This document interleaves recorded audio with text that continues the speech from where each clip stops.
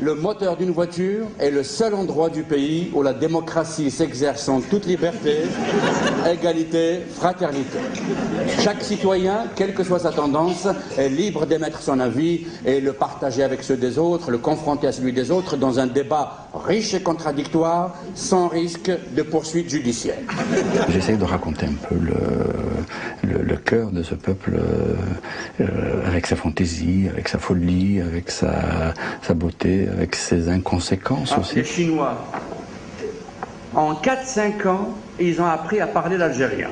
Les Français sont restés 132 ans chez nous. Ils n'ont même pas appris le mot pour nous dire au revoir. Et nous, par fierté, on a décidé d'attendre qu'ils partent pour apprendre le français.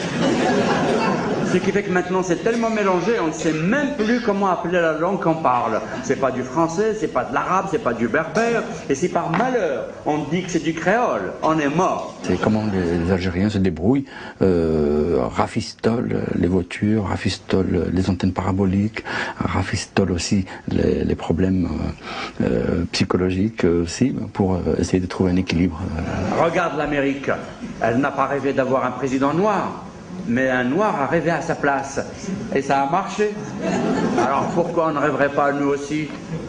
Tu sais, tu te rends compte? Peut-être que nos enfants, imagine, hein,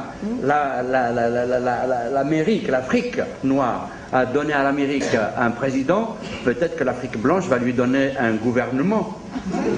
Peut-être que nos enfants sont le gouvernement provisoire de la future République française, démocratique et musulmane. N'ayez pas peur, je déconne, hein, je suis du théâtre.